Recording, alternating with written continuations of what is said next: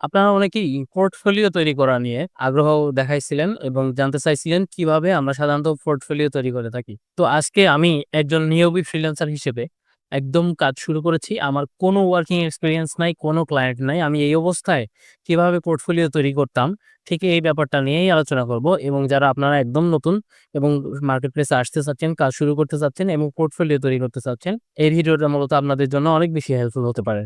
তো চলেন শুরু করা যাক।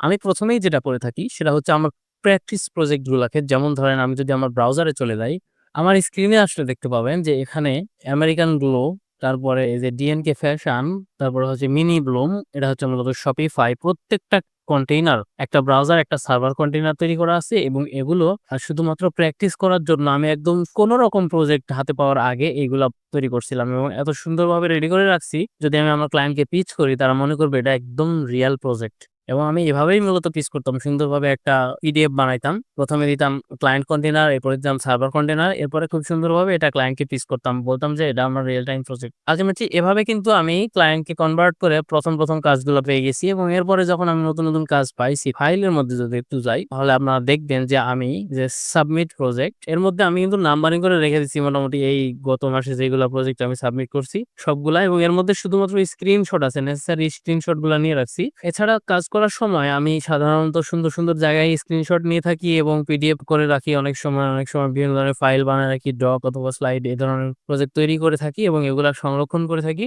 আমার যখনই প্রয়োজন হয় একটা পোর্টফোলিও বিল্ড করার, আমি সুন্দরভাবে আমার এই জমানো ফাইলগুলাকে সাজিয়ে গুছিয়ে একটা পোর্টফোলিও লিখে ফেলি। একটা সুন্দর হেডলাইন, একটা সুন্দর ডিসক্রিপশন, নেসেসারি হ্যাশট্যাগ কিওয়ার্ড দিয়ে একটা পোর্টফোলিও কিন্তু আমি আমার আপল প্রোফাইলে এড করে ফেলি। যদিও এখন এটা কন্টিনিউয়াসলি এড করা হচ্ছে না, কারণ অলরেডি সেখানে আমার প্রায় অনেকগুলা পোর্টফোলিও জমা হয়ে গেছে। আপাতত তেমন একটা আর দরকারও হয় না। আপনারা যারা নতুন তারা ১৫ থেকে ২০টা পোর্টফোলিও অবশ্যই তৈরি করবেন, প্র্যাকটিস করবেন। প্রয়োজনে আপনি আপনার নিকটস্থ কারোর সাথে রিয়েল টাইম প্রজেক্টে কাজ করেন এবং তাকে বলেন যে আমি পোর্টফোলিও হিসেবে আমি এটা প্রেজেন্ট করতে চাই, বা আলোচনার মাধ্যমে আপনারা এটা ফিক্স করতে পারেন। আর এইভাবেই কিন্তু আপনারা পোর্টফোলিও তৈরি করতে পারেন এবং ক্লায়েন্টকে প্রেজেন্ট করতে পারেন। আসলে এটা আহামরি রকেট সায়েন্স কিছু না, খুবই সিম্পল।